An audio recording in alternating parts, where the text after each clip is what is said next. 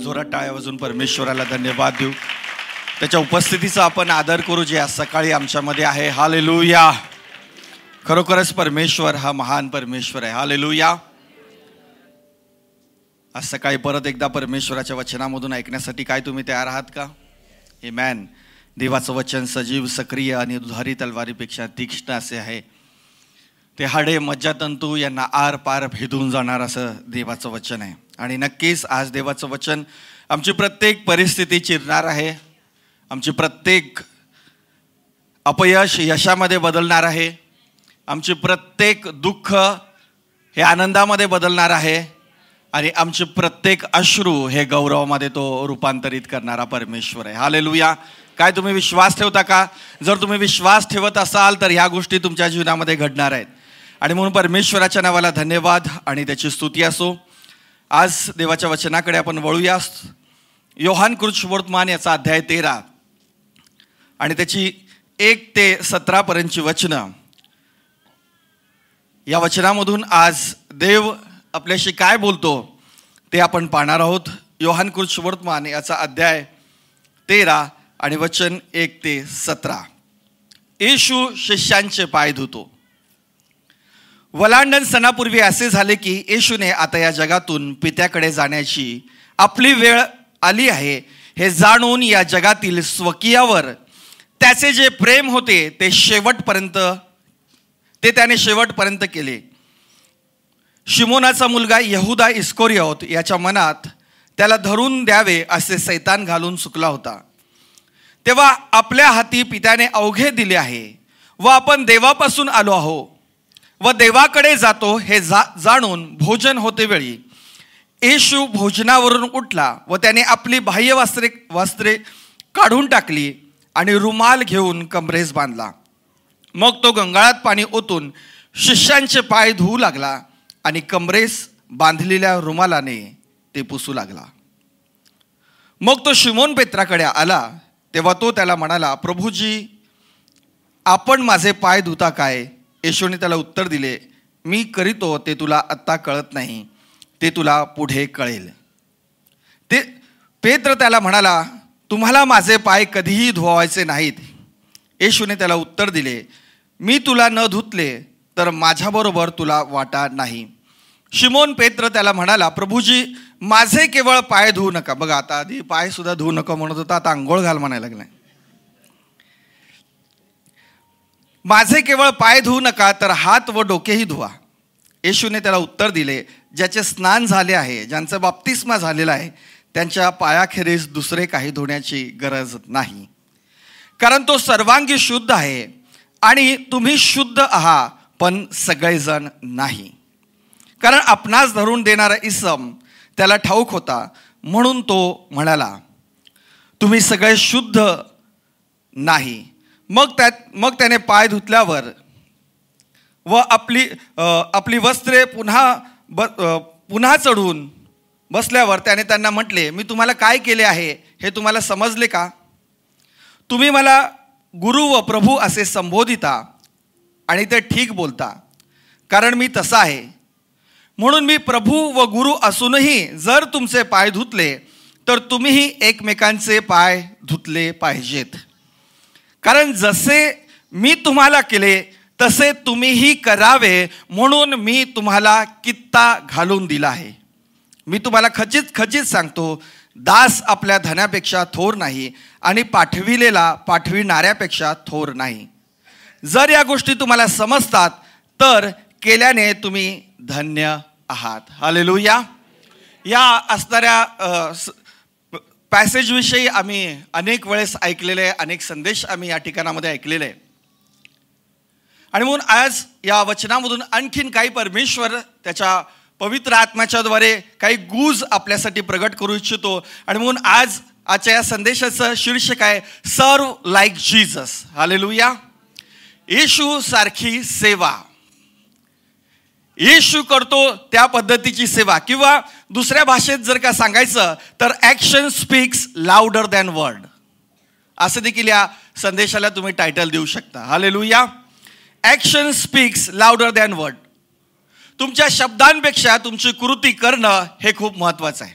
आणि बायबल देखील प्रत्येक वेळेस विश्वासाच्या संबंधाने ही गोष्ट आम्हाला आठवण करून देतो की जर आम्ही विश्वास ठेवून त्याप्रमाणे कृती करत नाही तर आमचा तो जात्या, आमचा तो विश्वास हा निर्जीव आहे. आणि म्हणून विश्वास आणि कृती ही दोन्हीही आमच्या जीवनामध्ये महत्त्वाचे आहेत.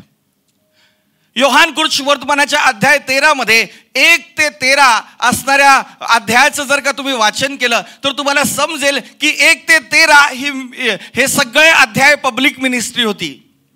येशू पब्लिक मिनिस्ट्री करत होता, लोकांमध्ये सेवा कार्य करत होता, अनेकांना तो बरं करत होता, अनेकांना तो चमत्कार करत होता, अनेकांच्या जीवनामध्ये अद्भुत असे काम करत होता. परंतु 13 ते 17 असणाऱ्या अध्यायाकडे तुम्ही बघितलं तर ह्या सर्व अप्पर रूमच्या गोष्टी आहेत, ज्या वरच्या मजल्यावरच्या माडीवरच्या खोलीतल्या गोष्टी आहेत. आणि यालाच म्हटलेलं आहे private ministry. Hallelujah. Public to private. आता येशू पब्लिक कडून बाजूला होऊन प्रायव्हेटकडे आलेला आहे. वैयक्तिकरित्या तो त्याच्या जीवनाला सुधारण्यासाठी त्या ठिकाणामध्ये आलेला आहे. हालेलुया.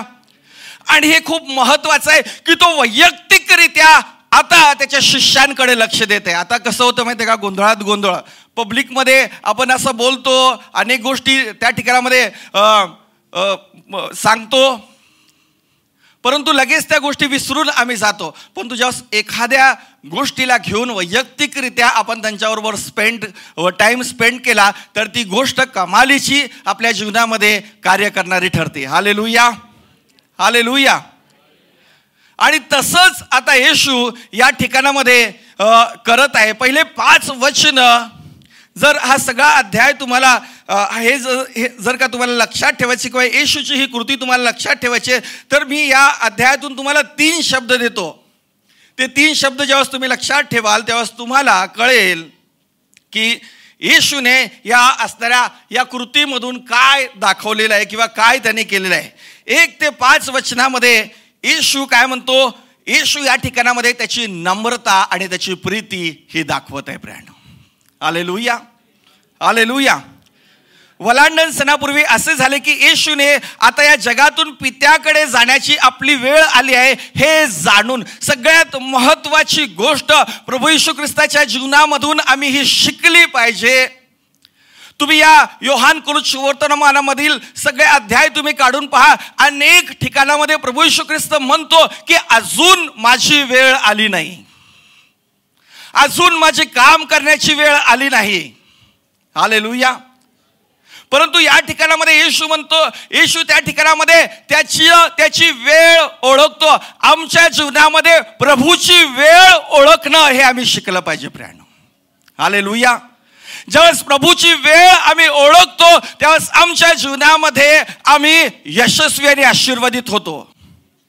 परमेश्वराच्या कार्य करण्याची समय, परमेश्वराचा समय, देव आमच्या जीवनामध्ये घडवत असलेल्या बदलाचा समय, देव आमच्या जीवनामध्ये करत असलेल्या गोष्टींचा समय ज्यावेळेस आम्ही ओळखतो त्यावेळेस आम्हाला त्रास होत नाही.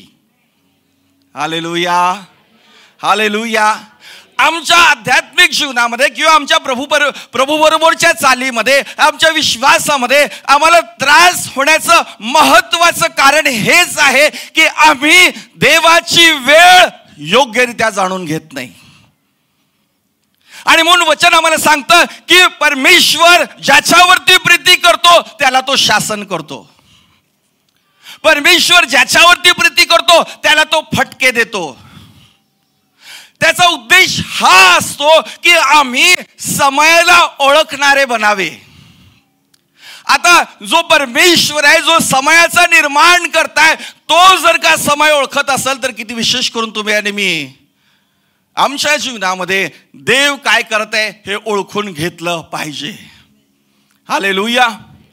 देव काय आमच्या जीवनामध्ये करत आहे, देव मला काय शांत ठेवत आहे, देव मला या स्थितीमधून का घेऊन जात आहे, देव या परिस्थितीमधून मला का चालवत आहे, देव मला का रडवत आहे, देव मला का झोपेतून उठवत आहे, देव मला का प्रार्थनेला बस म्हणत आहे, देव मला का वचन वाच म्हणत आहे, देव मला त्याची संगती माझ्या जीवनामध्ये का देत आहे, हे जेव्हा आम्ही ओळखून घेऊ त्यावेळेस आमच्या जीवनातला सगळा त्रास निघून जाईल प्रियानो.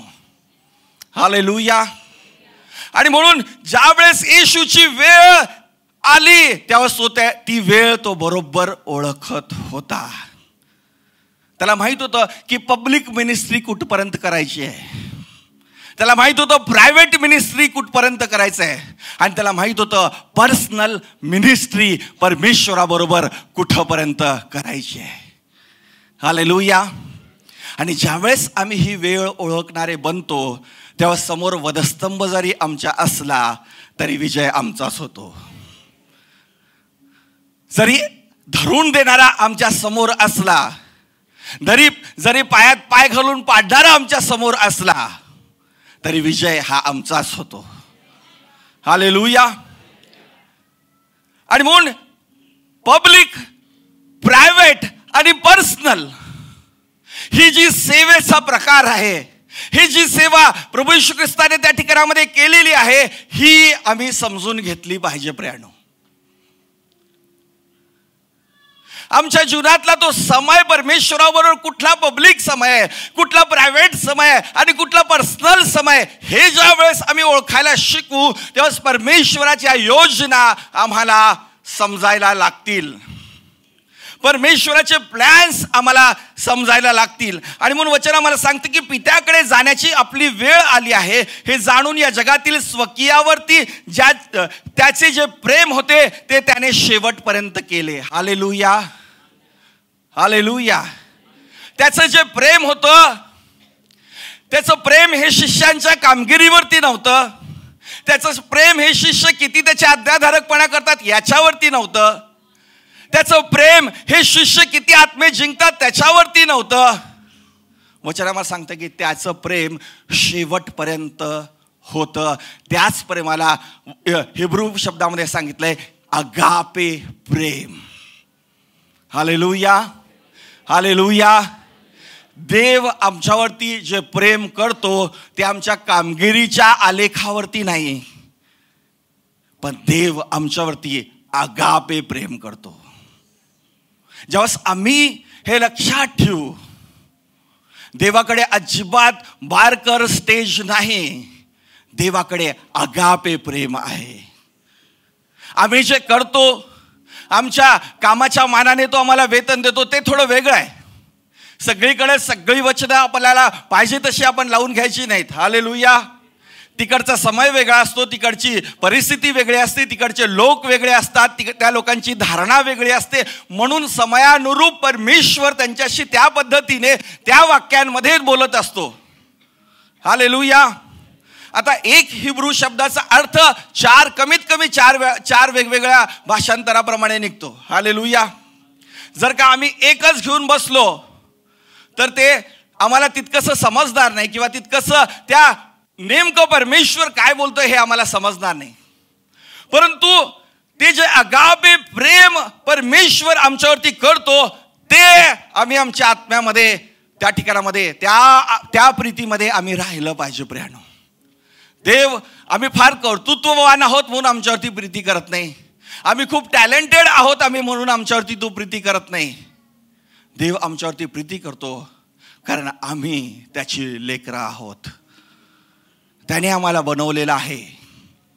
हालेलुया. आणि तो आमचा पिता आहे. आणि म्हणून प्रियानो, सगळ्यात महत्वाची गोष्ट लक्षात घ्या, देवाचं आमच्यावरचं प्रेम कधीच कमी होत नाही. हालेलुया. देवाचं आमच्यावरचं प्रेम हे कधीच कमी होत नाही. देव आलेखावरती काम करत नाही, देव डिग्रीवरती काम करत नाही. देव तुमच्यावरती प्रीती करतो. आणि ज्यावेळेस देव तुमच्यावरती प्रीती करतो म्हणजे तो त्याच्या सर्व असणाऱ्या हृदयाने तो तुमच्यासाठी उभा आहे. तो त्याच्या सर्व ताकदीने तुमच्यासाठी उभा आहे. तो त्याच्या सर्व स्वर्गासह तुमच्यासाठी उभा आहे. हालेलुया. हालेलुया. म्हणून आमच्या जीवनातले हे जे फेजेस आहेत, हे जे टप्पे आहेत, ह्या ज्या पायऱ्या आहेत, हे ओळखणं विश्वासणारे या नात्याने आम्ही समजलं पाहिजे की आम्ही कधी पब्लिकमधून प्रायव्हेटमध्ये येतो आणि कधी प्रायव्हेटमधून पर्सनलमध्ये येतो. हालेलुया. आणि काही गोष्टी परमेश्वर पब्लिकला सांगतो, काही गोष्टी परमेश्वर प्रायव्हेटमध्ये सांगतो, आणि काही गोष्टी परमेश्वर वैयक्तिकरित्या त्या ठिकाणामध्ये व्यक्तिगतरित्या त्या व्यक्तीशी, त्या जीवाशी, त्या आत्म्याशी. इथं आपण पाहतो उदाहरणार्थ यहूदा असेल, किंवा इथं आपण पाहतो वैयक्तिकरित्या इथं पेत्र असेल, याच्याबरोबर तो डील करत आहे. He is a God of season. तो आमच्या जीवनामध्ये ऋतू आणतो, तो आमच्या जीवनामध्ये वेगवेगळ्या पद्धतीतून आम्हाला चालवतो, तो आम्हाला वेगवेगळ्या तऱ्हेने तो आमच्या जीवनामध्ये कार्य करत असतो, यासाठी की आम्ही हे शिकावं, आम्ही हे समजावं की देवाच्या काम करण्याची पद्धत, देवाची उत्तर देण्याची पद्धत, देवाच्या असणाऱ्या त्याच्या गौरवाचे विविध अंग हे आम्ही समजून घ्यावेत. हालेलुया. आणि म्हणून तो त्या ठिकाणामध्ये त्यांच्यावरती कसं प्रेम करत आहे, तर अगापे प्रेम करत आहे. देव आमच्यावरती कसं प्रेम करतो, कसं प्रेम करतो? सगळे नाश्ता करून आलेले बोला, कसं प्रेम करतो? हालेलुया. ज्यावेळेस आम्ही हे समजू की देव आमच्यावरती अगापे प्रेम करतो, त्यावेळेस आम्हाला कुठल्याच गोष्टीची चिंता राहणार नाही. Hallelujah, hallelujah, hallelujah. सगळ्यांकडे चिंता आहेत की नाही? पहिलं तर माझा हात वर आहे. परंतु त्याच्या प्रेमामध्ये विश्रांती घेणं हे सर्व गोष्टींचं उत्तर आहे. प्राण मृत्यू छायेच्या दरीतूनही मी जात असलो तरी मी कसल्याही अरिष्टास भिडणार नाही. कारण मृत्यू छायेतून तो मृत्यू आमच्यावरती आणणार नाही, तर मृत्यूच्या दरीतूनही तो आमच्यासाठी जीवन आणणारा परमेश्वर आहे. सिंहाच्या तोंडातून तो आम्हाला सोडवणारा परमेश्वर आहे. आणि सिंहाच्या तोंडामधून सोडवण्याच्या आधी तुम्हाला रिअल सिंहाला बघावं लागेल. Hallelujah, hallelujah. देव प्लॅस्टिकचा सिंह करून थांबवणार नाही आणि तिकडं तुम्हाला जा म्हणणार नाही, जो फक्त नुसता आवाज पण करत नाही, दुसरीकडून कोणतरी आवाज त्याचा करतो नाही. तो तुम्हाला परिस्थितीमध्ये घेऊन जातो, त्याची क्षमता तुम्हाला प्रगट करण्याविषयी, त्याचं सामर्थ्य, त्याचं गौरव तुमच्यामधून होण्यासाठी. आणि म्हणून विश्वासणारे लोक या नात्याने देवाच्या प्रेमावरती आम्ही कधीच शंका घेऊ नये. प्रियानो, आमच्या मनाची पातळी कधी कधी खूप वर जाते, कधी कधी खूप खाली जाते, कधी कधी खूप 360 अँगलला फिरते, कधी कधी 80 कोणामध्ये फिरते. हालेलुया. कधी कधी 40 असणाऱ्या काटकोन त्रिकोणामध्ये फिरते. हे सगळं आमच्या भोवती आहे, परंतु परमेश्वर काल, आज आणि युगानुयुग सारखा आहे. आणि त्याचं प्रेम देखील हे सदैव सारखं आहे. ते आमच्या पापावरती अवलंबून नाही, ते आम्ही त्यासाठी करत असलेल्या त्याला देत असलेल्या दशमांशावरती अवलंबून नाही, आम्ही त्याच्या राज्यासाठी काहीतरी विशेष करतो त्याच्यावरती नाही. देव आमच्यावरती प्रेम करतो म्हणजे तो प्रेम करतो, याचा अर्थ तो स्वतःसाठी काहीही राखून ठेवत नाही. याला म्हटलेलं आहे नम्रता, याला म्हटलेलं आहे देवाची प्रीती. आणि म्हणून ज्यावेळेस तुम्हाला संकट चाचपोट देतील, ज्यावेळेस तुम्ही त्या कठीण अवस्थेमधून जाल, ज्यावेळेस तुम्हाला त्या ठिकाणामध्ये तुम्ही इमॅजिन नाही केलेल्या गोष्टी तुमच्या समोर तुम्हाला दिसायला लागतील, आणि ज्यावेळेस तुमच्या मनाच्या विरुद्ध सगळ्या गोष्टी घडून तुम्हाला उत्तर दूरपर्यंत दिसत नसेल, त्यावेळेस एक गोष्ट करा, देवाच्या प्रीतीवरती अवलंबून राहा. कारण त्याची प्रीती ही अगापे प्रीती आहे. Hallelujah, hallelujah. शिमोनाचा मुलगा यहुदा इस्करियोत याच्या मनात त्याला धरून द्यावे असे सैतान घालून चुकला होता, तेव्हा आपल्या हाती पित्याने सर्व काही दिले आहे. हालेलुया. येशूची नम्रता पहा, येशूची लीनता पहा, येशूची त्या ठिकाणामध्ये असणाऱ्या त्याच्या हृदयाची अवस्था पहा. वचन आम्हाला या ठिकाणामध्ये सांगतं की त्या प्रायव्हेट असणाऱ्या रूममध्ये कोण आहे? यहुदा इस्करियोत आहे. आणि वचन आपण आत्ताच वाचलं की तो सैतान त्याच्या मनामध्ये घालून चुकलेला आहे. आता सैतान त्याच्या मनामध्ये घालून चुकलेला आहे आणि त्याची डील त्या ठिकाणी शास्त्री आणि परुषी बरोबर झालेली आहे. परंतु तो कुठे आहे? देवाच्या उपस्थितीमध्ये, येशूच्या बरोबर आहे. त्या प्रायव्हेट असणाऱ्या ठिकाणामध्ये तो आहे. त्या प्रायव्हेट अप्पर रूम मध्ये तो आहे. आणि येशूला हे ठाऊक देखील आहे. आणि येशूला हे ठाऊक असून सुद्धा येशू यहुदा इस्करियोतचे पाय धुत आहे. हालेलुया. येशूने लगेच ग्रुप तयार केला नाही. पेत्र, योहान, याकूब, इकडे तुम्हाला काहीतरी सांगायचं आहे. एक गोष्ट लक्षात ठेवा, आता असं होणार आहे. फार माझ्यासाठी डेंजर समय आलेला आहे. पेत्र तूच आहे बघ, योहान तूच आहे बघ. हालेलुया. नक्कीच हे 3 जण, याकूब, हे 3 जण त्याच्याबरोबर खूप जवळचे होते. हालेलुया. तुम्ही 3घच आहे बघा सगळा भार उचलणारे. तुम्ही 3घच आहे बघा आता, कारण मोठा रिष्ट माझ्यावरती येणार आहे आणि मोठं त्या ठिकाणामध्ये वधस्तंभ आणि धरून देण्यास आलेलं आहे माझ्यावरती येणार आहे. परंतु त्याला ठाऊक होतं की यहुदा इस्करियोत त्याला धरून देणार आहे. वचन सांगतं येशूने यहुदा इस्करियोतचे पाय धुतले. म्हणजे देव आम्हाला देत असलेल्या संधीबद्दल विचार करा. हालेलुया. देव आमच्याविषयीचं सहन करत असलेल्या गोष्टींबद्दल विचार करा. देव आमच्यासाठी त्याचं हृदय कुठपर्यंत लावून धरतो या गोष्टीचा विचार करा. आम्ही क्षणार्धात बोलून लाकडं मोडल्यासारखं बोलून टाकतो. विचाराची पर्वा करत नाही. शब्दाचे जाळे फेकून टाकतो. तुझा माझा काही संबंध नाही, चल मी आता चाललो. या गोष्टी हेच दिवस मला बघायचं होतं का? हेच प्रतिफळ एवढ्या दिवस तुमच्याबरोबर राहून मिळालं का? आम्हाला वाटलं 12 झगे मिळतील, आम्ही त्या ठिकाणामध्ये मोठ्या सिंहासनावरती बसू आणि शास्त्री परुषी येतील, आम्हाला नमस्कार करतील. पण येशू काहीतरी वेगळी शिकवण आम्हाला या ठिकाणामधून देत आहे. आमच्या विचारांना तो काहीतरी हलवत आहे. आमच्या आचारांना तो काहीतरी हलवत आहे. आमच्या जीवनाला काहीतरी वेगळं तो शिक्षण या ठिकाणामध्ये देत आहे. वचन आम्हाला सांगते की येशूने त्या ठिकाणामध्ये यहुदा इस्करियोतचे पाय धुतले. नक्कीच यहुदा इस्करियोत त्याला धरून देणार आहे. त्याचं कारण तो आहे. परंतु वचन आम्हाला त्या ठिकाणामध्ये सांगतं की तो त्या ठिकाणामध्ये, वचन 4, येशू भोजनावरून उठला. काय आहे प्रियानो? तुम्हाला वचन 3 मध्ये सांगितलं, तेव्हा आपल्या हाती पित्याने अवघे दिले आहे. हालेलुया. काय त्याच्या हातामध्ये? अवघं आहे. अवघं म्हणजे काय? सर्व सृष्टीचा अधिकार आहे.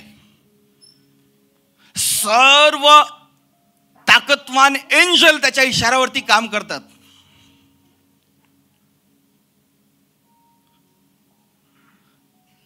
ज्या 13 अध्यायापर्यंत तुम्ही आलात, जे लोक वस्त्राच्या गोंड्याला स्पर्श होऊन बरे झाले, थुंकीने बरे झाले, स्पर्श करून बरे झाले, आज ते हात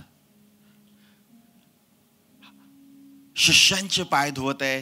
किती नम्र प्रभू त्या ठिकाणामध्ये होतो, किती लीन परमेश्वर त्या ठिकाणामध्ये होतो. आज आमच्या जीवनामध्ये प्रियानो, आमच्याकडे ही नम्रता, ही लीनता ज्यावेळेस आमच्यामध्ये येते, त्यावेळेस परमेश्वर आमच्या जीवनातून उंचावतो.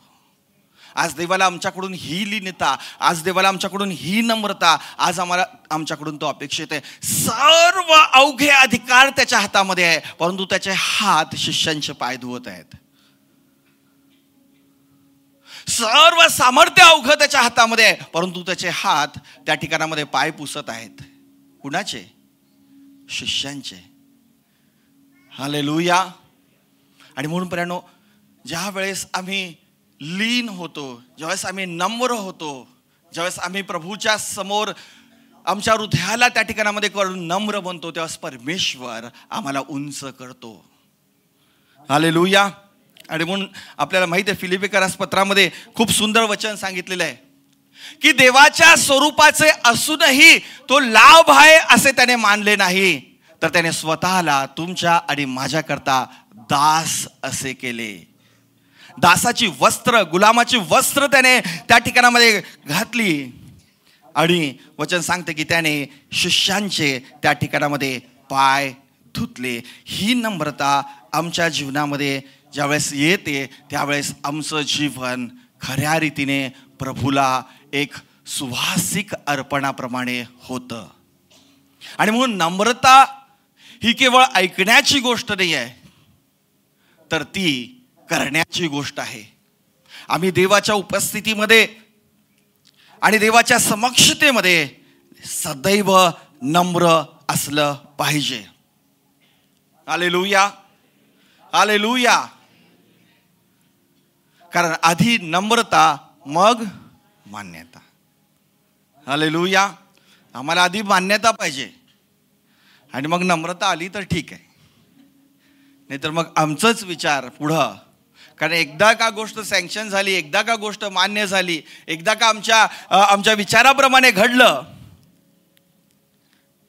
तर मग आम्ही सहसा बदलायला तयार होत नाही. आणि म्हणून जी काही परिस्थिती किंवा ज्या काही गोष्टी परमेश्वर आमच्या जीवनामध्ये, विश्वासणाऱ्यांच्या जीवनामध्ये करत असतो, ती कुठलीही गोष्ट उद्देशविरहित नसते.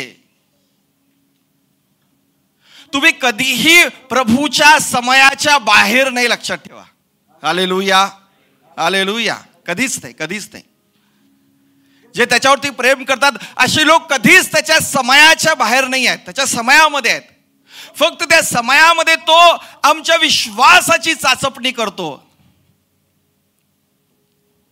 आपल्याला वाटतं की तो समय निघून गेला, ते सीझन निघून गेले, ती वेळ निघून गेली, ती गोष्ट आता माझ्या जीवनामध्ये घडेल का नाही मला माहित नाही. आता मी 99 वर्षाचं झालो, आता मी 100 वर्षाचं झालो, आता निसर्गशास्त्राप्रमाणे हे अशक्य आहे. परंतु ज्यावेळेस तुम्ही नम्र होता, निसर्गशास्त्राला त्या ठिकाणामध्ये हरावं लागतं आणि डिवाइननेसला, सुपरनॅचरल गोष्टीला त्या ठिकाणामध्ये जन्म घ्यावा लागतो. हालेलुया. आणि म्हणून येशू त्या ठिकाणामध्ये त्याचे पाय धुवू लागला आणि कमरेस बांधलेल्या रुमालाने ते पुसू लागला.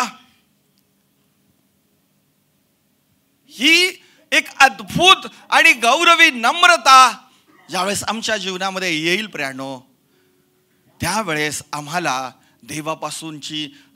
देवापासूनचा समय आम्ही ओळखायला शिकू. Hallelujah, hallelujah. आणि म्हणून ह्या सगळ्या गोष्टी घडत असताना जे प्रश्नांचं काहूर आमच्या समोर माजलेलं असतं किंवा आम्हाला अंधुक असं दिसत असतं, बऱ्याच वेळेस का हा प्रश्न आमच्या समोर येऊन ठेपलेला असतो आणि बऱ्याच वेळेस त्याचं उत्तर आम्हाला मिळत नसतं, त्यावेळेस काहीही करायला जाऊ नका. देवाच्या प्रीतीविषयी गा किंवा देवाच्या प्रीतीचे गीतं लावून ऐकत बसा. Hallelujah, hallelujah. ज्या वेळेस तुम्हाला काही समजत नाही आहे त्यावेळेस देवाच्या परिपूर्ण प्रीतीमध्ये तुम्ही उतरा. ज्या वेळेस तुम्हाला एखादा निर्णय घ्यायचा आहे त्यावेळेस तुम्ही देवाच्या प्रीतीमध्ये राहा, कारण देवाची प्रीती कधीच चुकवणार नाही, तर ती परिपूर्ण प्रीती आहे. आणि ज्यावेळेस आम्ही त्या प्रीतीमध्ये, त्या देवाच्या प्रीतीमध्ये, त्या अगापे प्रीतीमध्ये स्वतःला त्यामध्ये आम्ही आणतो, त्यावेळेस देव आम्हाला काही गोष्टी दाखवतो, काही गोष्टी उघड करतो, काही गोष्टी राखून ठेवतो आणि समजावून सांगतो की का हे घडत आहे. हालेलुया. हे तो का करत आहे, हे तो पाय का धुवत आहे, हा कित्ता तो का घालत आहे. वचन 6 पासून आपण पुढे वळू. मग तो शिमोन पेत्राकडे आला तेव्हा तो त्याला म्हणाला, प्रभूजी आपण माझे पाय काय धुता. येशूने त्याला उत्तर दिले, मी करीतो ते तुला आत्ता कळत नाही, हे तुला पुढे कळेल. पेत्र त्याला म्हणाला, तुम्हाला माझे पाय कधीही धुवावयाचे नाहीत. तुम्ही माझे पाय कधीही धुवायचे नाहीत. आता एक अधोरेक एक शब्द त्या ठिकाणामध्ये टाकून पेत्र मोकळा झालाय नाही का. की नाही येशू, तू कधीच माझे पाय त्या ठिकाणी धुवायचे नाही. इथं पेत्र नाही, इथं आपण सगळेजण आहेत. प्रत्येक विश्वासणारे या ठिकाणामध्ये आहे. नेहमीप्रमाणे पेत्र उतावळा, नेहमीप्रमाणे पेत्र पुढं, नेहमीप्रमाणे पेत्र त्या ठिकाणामध्ये आपलं उत्तर बदलण्यासाठी तयार, नेहमीप्रमाणे त्या ठिकाणामध्ये आवेशी, आणि म्हणतो की नाही तुला पुढे कळेल. पेत्र त्याला म्हणाला, तुम्ही माझे पाय कधीही धुवायचे नाही. येशूने त्याला उत्तर दिले, मी तुला न धुतले तर माझ्याबरोबर तुला वाटा नाही. आता डोकं पण धु, संतूर साबण पण लाव, मोती साबण पण लाव, आता अत्तर पण लाव. हालेलुया.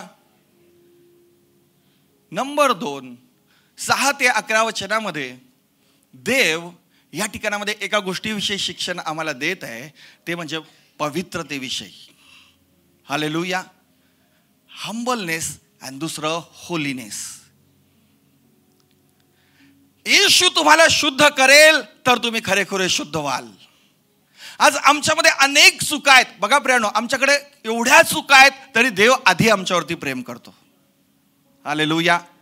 आम्ही त्याला धरून देणारे आहेत तरी तो आधी आमच्यावरती प्रेम करतो. हालेलुया. आम्ही त्याची इच्छा त्या ठिकाणामध्ये त्याची आज्ञा न पाळणारे आहेत तरी तो आधी आमच्यावरती प्रीती करतो. आणि तो असं मध्यंतरावरती आणून प्रीती करत नाही. वचन आम्हाला सांगतो की तो शेवटपर्यंत त्यांच्यावरती प्रीती करतो. आणि आपण या ठिकाणी पाहतो की पेत्र त्याला त्या ठिकाणी म्हणाला की नाही तू मला कधीच त्या ठिकाणामध्ये माझे पाय तुम्ही धुवायचे नाही. येशू जर तुम्हाला शुद्ध करेल तर तुम्ही खरेखुरे शुद्ध व्हाल. त्याची इच्छा ही आहे की त्याच्या प्रीतीच्या द्वारे तुमच्या जीवनामध्ये पवित्रता निर्माण व्हावी आणि त्या पवित्रतेतून तुम्ही त्या ठिकाणामध्ये परिपूर्ण बनावं. देवाची प्रीती ही आमच्यातलं उणेपण घालून टाकते. पण देवाच्या प्रीतीला आम्ही न ओळखता आम्ही आमच्याच विचाराने परत पुढं काम करणारे असू तर आम्ही यहुदा आणि इस्करियोत आहोत. हालेलुया. हालेलुया. जसं की आम्ही पाहतो की तोही क्षण त्याच्यासाठी होता बदलाचा, तोही क्षण त्या ठिकाणामध्ये होता त्याच्या जीवनामध्ये, परंतु त्या संधीचा, त्या वेळेचा, त्या असणाऱ्या त्या गोष्टींचा त्यांनी कुठल्याही पद्धतीने उपयोग करून घेतला नाही. पण जे त्याच्या मनात सैतान घालून चुकला आहे त्याच गोष्टीकडे तो त्या ठिकाणामध्ये पाहत बसला. सैतान त्याच्यामध्ये काय घातलेला आहे त्याच गोष्टीला तो रवंत करत बसला. शास्त्री आणि पुरुषांबरोबर काय डील झालेलं आहे याच गोष्टीविषयी, अरे तू कुठं आहे देवाच्या उपस्थितीमध्ये आणि काय विचार करत आहे, अरे तू कुठे आहे येशूच्या बाजूला बसलेला आणि कुठल्या गोष्टींचा विचार करत आहे, अरे तू कुठे आहे परमेश्वराच्या समक्षतेमध्ये आणि कुठल्या गोष्टी तुझ्या मनामध्ये आहे. म्हणून वचन आम्हाला सांगतं मनुष्य केवळ बाह्य स्वरूप पाहतो परंतु परमेश्वर अंतःकरण तोलून पाहणारा परमेश्वर आहे. 12 जणांची हृदय परमेश्वराच्या समोर आहेत. पेत्र चुकला धन्य, परंतु तो त्याच ठिकाणामध्ये सुधारला. त्याच ठिकाणामध्ये त्याचं स्टेटमेंट त्यांनी चेंज केलं. त्याच ठिकाणामध्ये तो बदलला. आवेशी असला, वेडा असला, काही त्या ठिकाणामध्ये बोलणारा असला, पण लगेच तो रिव्हर्स मध्ये आला. लगेच ती योजना समजून त्याने घेण्यासाठी प्रयत्न त्याने केला. परंतु एक गोष्ट आहे, एक व्यक्ती जो रिव्हर्स आला नाही. एक गोष्ट आहे, एक व्यक्ती जो देवाच्या प्रेमाला त्या ठिकाणामध्ये पाहून सुद्धा त्याने स्वतःला बदललं नाही. एक व्यक्ती आहे ज्याने देवाचा स्पर्श झाला तरी सुद्धा त्याने स्वतःला बदललं नाही. एक व्यक्ती आहे जो देवाच्या शब्दांच्या द्वारे देखील बदलला नाही. जर आम्ही देवाच्या वचनाचा अपमान करतो, जर आम्ही देवाच्या आज्ञा मोडतो, तर आम्ही आध्यात्मिकरित्या कोण आहोत? आम्ही यहुदा आणि इस्करियोत आहोत. हालेलुया. हालेलुया.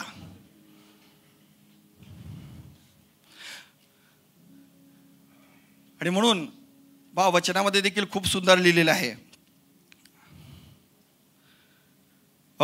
पौलाचे करंथीकरास दुसरे पत्र याचा अध्याय 8 आणि 9 मध्ये काय म्हटलेलं आहे की आपला प्रभू येशू ख्रिस्ताची कृपा तुम्हाला माहीत आहे तो धनवान असता तुम्हा करता दरिद्री झाला, अशा हेतूने की त्याच्या दारिद्र्याने तुम्ही धनवान व्हावे. त्याचं दारिद्र्य काय आहे? त्याचं दारिद्र्य ही सगळी संपत्ती आहे आणि देवाची इच्छा आहे की तुम्ही त्याच्या दारिद्र्याने श्रीमंत व्हावे. हालेलुया. देव आज आमच्या तो इतका महान असताना लीन का झाला? कारण आम्ही श्रीमंत बनावे, आम्ही धनवान बनावे, यासाठी तो त्या ठिकाणामध्ये दरिद्री झाला. प्रभू येशू ख्रिस्ताची कृपा तुम्हाला माहीत आहे तो धनवान असता. किती सामर्थ्य त्याच्यामध्ये हे तुम्हाला माहित आहे. 1 ते 13 अध्यायामध्ये पब्लिक मिनिस्ट्रीमध्ये तुम्हाला माहित आहे की शब्दानेच त्याने भूते घालवली, मेलेल्याने त्यांनी जिवंत केलं. आता तोच इशू आहे हो या प्रायव्हेट रूम मध्ये. हालेलुया. मग का ही परिस्थिती? जर आम्ही स्वतःला बदलत नाही तर आम्ही नाशाकडे जातो. जर आम्ही देवाच्या उपस्थितीमध्ये असून सुद्धा देवाच्या गोष्टींना त्या ठिकाणामध्ये आम्ही समजून घेण्याचा प्रयत्न करत नाही तर आम्ही नाशाकडे ओढले जातो. ज्यावेळेस आम्ही आमच्यातलाच हेकेखोरपणा पुढे घेऊन जाण्याचा प्रयत्न करतो त्यावेळेस आम्ही स्वतः नाशाकडे जातो. ज्यावेळेस आम्ही देवाच्या वचनांना दुय्यम स्थान देतो त्यावेळेस देवाची प्रीती, देवाची कृपा याला आम्ही सपशेल विसरतो. हालेलुया.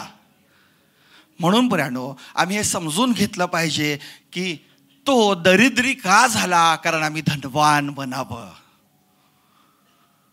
आम्ही श्रीमंत बनावं, म्हणून तो त्या ठिकाणामध्ये हीनधीन झाला, धिक्कारलेला झाला, नम्र झाला, यासाठी की आमच्या जीवनातून त्याची श्रीमंती लोकांना प्रगट व्हावी. हालेलुया.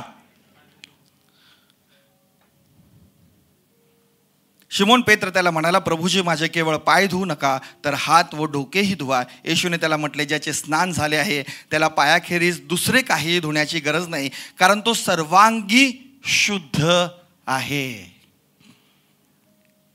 हालेलुया. येशू या ठिकाणामध्ये एक मार्ग आम्हाला दाखवत आहे, एक शिक्षण तो आम्हाला एक वेगळ्या प्रकारचं शिक्षण तो आम्हाला देत आहे. प्रियानो, एक एक एक पडाव तो आमच्या जीवनामध्ये आणत आहे की शिष्य जरी आम्ही असलो, विश्वासणारे देखील जरी आम्ही असलो, जरी आम्ही अप्पर रूम मधले जरी असलो, तरी काही गोष्टींमध्ये आणखीन आमच्यामध्ये काही ना काहीतरी उणीवा आहेत. काही ना काही गोष्टी आमच्या जीवनामध्ये बदल घडावायचे आहेत आणि त्या आमच्या गुरु, त्या आमच्या प्रभूला माहीत आहे आणि आमचा नाश होऊ नये आणि आम्ही चुकू नये यासाठी तो आम्हाला या अप्पर रूम मध्ये, या चर्चमध्ये, या मंडळीमध्ये प्रत्येक वेळेस आणतो. कारण देवाचं वचन हे सुशिक्षण, बोध करणे, देवाचं वचन हे आमच्या जीवनामध्ये, आमच्या स्वभावामध्ये काम करणे याच्यासाठी ते आहे. हालेलुया. हालेलुया. आणि मग नेहमी आम्ही देवाच्या वचनाकडे नीट लक्ष देऊन आमच्या जीवनामध्ये ते उतरवण्यासाठी प्रयत्न केला पाहिजे. पहा, तिथला पत्र याचा अध्याय 1 आणि वचन 15 मध्ये काय म्हटलंय? शुद्ध जना सर्व काही शुद्ध आहे, परंतु विटाळलेले व विश्वास न ठेवणारे यांना काहीच शुद्ध नाही आहे. त्यांची बुद्धी व विवेक भाव ही विटाळलेली आहेत. आपण देवाला ओळखतो असे ते बोलून दाखवतात, पण कृतीने त्याला ते नाकारतात. ते अमंगळ, आज्ञाभंजक व प्रत्येक चांगल्या कामास नालायक आहेत. हालेलुया. शुद्ध जनास सर्व काही शुद्ध आहे. आता येशू त्या ठिकाणामध्ये यहुदा इस्करियोतला स्किप करून बाकीच्यांचेच फक्त पाय धुतोय का? त्याचं हृदय शुद्ध आहे, त्याचं मन शुद्ध आहे यहुदा विषय. हालेलुया. किती लोकांना समजतंय? त्याच्या हृदयामध्ये यहुदा विषयी काहीच नाही. शेवटपर्यंत तो त्याची वाट पाहत आहे. येशू त्याच्याकडे जात असताना त्याकडे ती शुद्धता आहे, पण मुळात ज्याची बुद्धी आणि विश्वास या ठिकाणामध्ये शुद्ध नाही आहे, जी विटाळलेली आहे त्याला सगळं काही अशुद्ध आहे. म्हणून लक्षात ठेवा, तोच येशू आहे जो ज्याच्या गोंड्याला स्पर्श झालेल्या व्यक्तीचा रक्तस्राव थांबलाय. तोच येशू आहे. किंबहुना आता तर ते वस्त्र देखील येशूने काढून टाकलेले. म्हणजे काय, याचा अर्थ काय माहिती आहे का? एकदम थेट येशू आहे. Hallelujah, hallelujah. आता तर म्हणजे पडदा पण नाही आहे, एकदम थेट येशू आहे. असा येशूला हुबेहूब होऊन, अशा येशूला हुबेहूब पाहून परिवर्तन होत नसेल तर मग ह्याच्यामध्ये देवाची चूक आहे का यहुदा इस्करियोतची चूक आहे? हालेलुया. आणि म्हणून वचन काय सांगतं की विश्वास न ठेवणारे यांना काहीच शुद्ध नाही. आम्ही सगळं करतो, आम्ही सगळ्या प्रार्थना अटेंड करतो, आम्ही सगळ्या ठिकाणामध्ये असतो, आम्ही सगळं ते करतो, परंतु जर बुद्धी आणि विश्वास विटाळलेली आहे तर चमत्काराची अपेक्षा करू नका. पब्लिक मधून प्रायव्हेट रूम मध्ये येशू आलाय तरी देखील चमत्कार जात नाही. सुपर कन्सल्टंट कडे चाललो तरी देखील बरं होत नाही. एक्सलंट कन्सल्टंट कडे चाललो तरी देखील बरे होत नाही. हालेलुया. हे काहीतरी वेगळंच आहे. आणि म्हणून आमची त्या ठिकाणामध्ये हृदयाची शुद्धता येशूला करू देणं हे गरजेचं आहे. आणि म्हणून एक फोटो आहे, आबा दाखव रे, की आमचं हृदय हे, आमचे पाय हे हृदयासारखे आहेत. येशू त्या ठिकाणामध्ये त्यांचे पाय धुवत नाही, त्यांचं हृदय तो धुवत आहे. Hallelujah, hallelujah. येशू कशाला स्पर्श करत आहे? त्यांच्या पायांना नाही, येशू त्यांच्या हृदयाला स्पर्श करत आहे. त्यांचं हृदय तो धुवत आहे, त्यांचं भग्न हृदय तो धुवत आहे. हालेलुया. त्यांचे पाय तो स्वच्छ करताय. म्हणजे काय करताय? त्यांचं हृदय तो धुवत आहे. आम्ही कितीही मोठे झालं तरी परमेश्वराला आम्ही बाळच आहे. आम्ही कितीही मोठे असलो तरी परमेश्वराच्या समोर आम्ही लेकरच आहे. आणि म्हणून तो त्या ठिकाणामध्ये त्यांचे पाय नाही तर त्यांचं हृदय धुत आहे. कारण जे अंतःकरणाचे शुद्ध तेच धन्य ते देवाला पाहतील. 11 लोकांनी येशूला पाहिलं आणि ओळखलं. भलेही परत पडले पण परत ते गौरवाने उभं राहिले. जे अंतःकरणाचे शुद्ध ते कधीच त्या ठिकाणामध्ये पडणार नाहीत. सदैव ते उभं राहतील आणि परमेश्वराचं गौरव करतील. आणि म्हणून हे वचन खूप महत्वाचं आहे. शुद्ध जना सर्व काही शुद्ध आहे, परंतु विटाळलेले व विश्वास न ठेवणारे यांना काहीच शुद्ध नाही. त्याच्यामध्ये बदलच होत नाही. विचार करा तुम्ही, आज अशा अवस्थेचं मन आमच्याकडे आहे का? मंडळी सावधान. अशा अवस्थेचं हृदय आमच्याकडे आहे का? अशा अवस्थेचा आत्मा आमच्याकडे आहे का? आणि आम्ही बसलेलो आहोत अप्पर रूम मध्ये चमत्काराची अपेक्षा करत. तर प्रियानो, आम्ही त्या ठिकाणामध्ये सर्वस्वी वचन आम्हाला सांगतं की आपण देवाला ओळखतो असे ते बोलून दाखवतात, परंतु कृतीने त्याला नाकारतात. ते अमंगळ, आज्ञाभंजक व प्रत्येक चांगल्या कामास नालायक आहेत. तू तर सुशिक्षणाला जे शोभते ते बोल. तू तर वचनाला जे सांगतंय, वचन जे सांगतंय त्याला तू बोल. म्हणजे त्या ठिकाणामध्ये तुझ्यासाठी सर्व गोष्टी होय आणि आमेन होत राहतील. Hallelujah, hallelujah. आणि म्हणून तो त्या ठिकाणामध्ये हंबलनेस कडून होलीनेस कडे त्यांना तो घेऊन जात आहे. वचन 11, कारण आपणास धरून देणारा इसम त्याला ठाऊक होता, म्हणून तो म्हणाला तुम्ही सगळे शुद्ध नाही.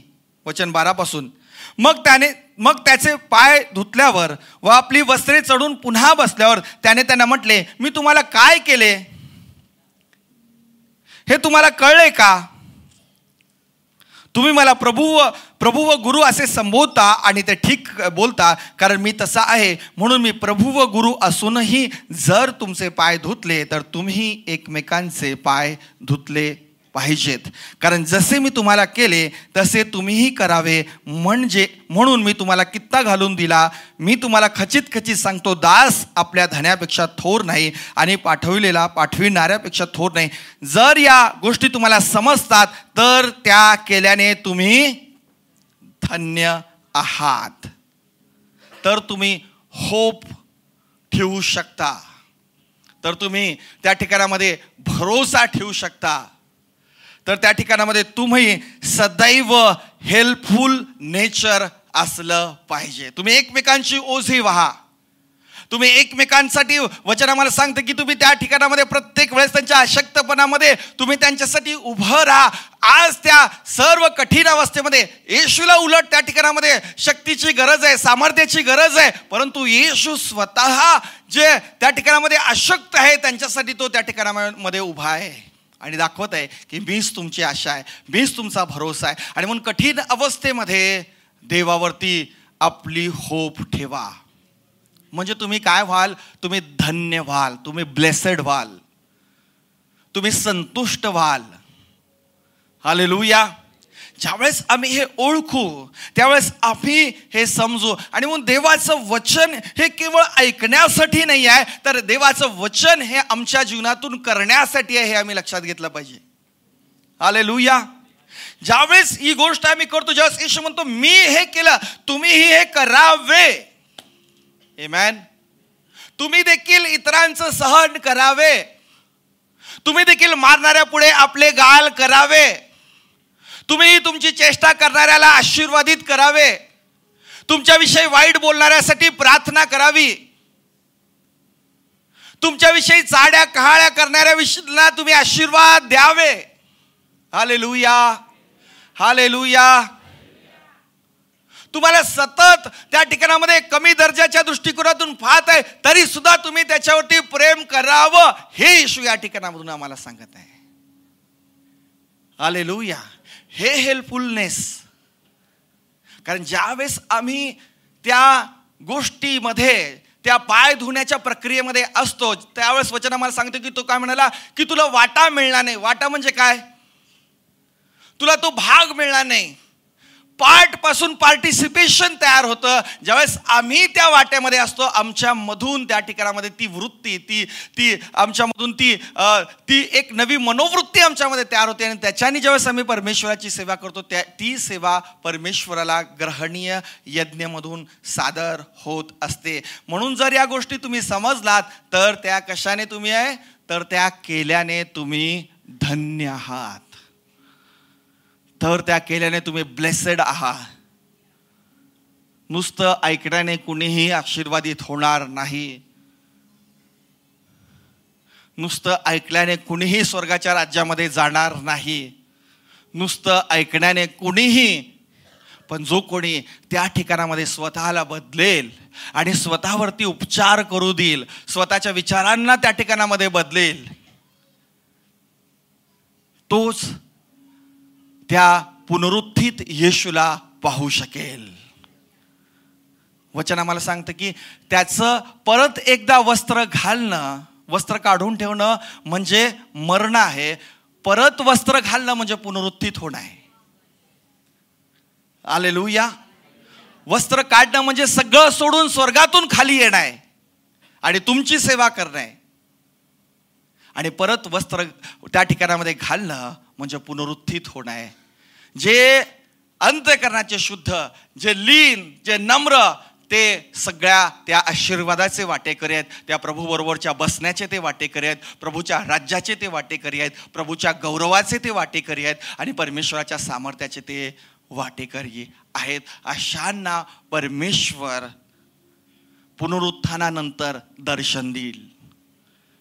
अशांची भेट घेऊन परमेश्वर त्यांना गौरव आणि सामर्थ्य प्रगट करेल.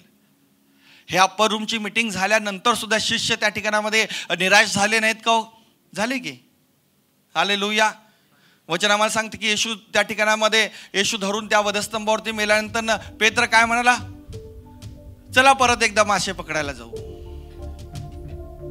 पण जेव्हा पुनरुत्थित येशूचं दर्शन झालं त्यावेळेस काय झालं? उतावळ्या पेत्राने संदेश दिले आणि 3000 लोकांचं तारण झालं. पेत्र बोलू लागला आणि परराष्ट्रीयांवरती देवाचा आत्मा उतरून आला. पेत्र हात ठेवू लागला आणि परराष्ट्रीयांवरती देवाचा अभिषेक उतरून आला. पेत्राच्या सावलीने लोक बरे झाले. पेत्र जात असताना लोक आजारी लोकांना त्याची सावली त्यांच्यावरती पडावी म्हणून त्या ठिकाणामध्ये ठेवत होते. आणि म्हणून आज आम्ही कशा गोष्टींच्या द्वारे आहोत? आज आम्ही पब्लिक मध्ये आहोत, आज आम्ही प्रायव्हेट मध्ये आहोत का आज आम्ही पर्सनल गोष्टी ज्या करेक्शन आमच्या जीवनामध्ये त्या करेक्शन लाईक गोष्टी घेऊन आम्ही त्या ठिकाणामध्ये चालत आहोत का? ही गोष्ट आज आम्ही त्या ठिकाणामध्ये आमच्या जीवनाचा आम्ही आज तपासून पाहावं प्रियानो. आणि ज्यावेळेस ही गोष्ट आम्हाला समजेल की आम्ही कुठल्या कॅटेगरीमध्ये आहोत, मग त्याच कॅटेगरी मधले आशीर्वाद आम्हाला प्राप्त होतील.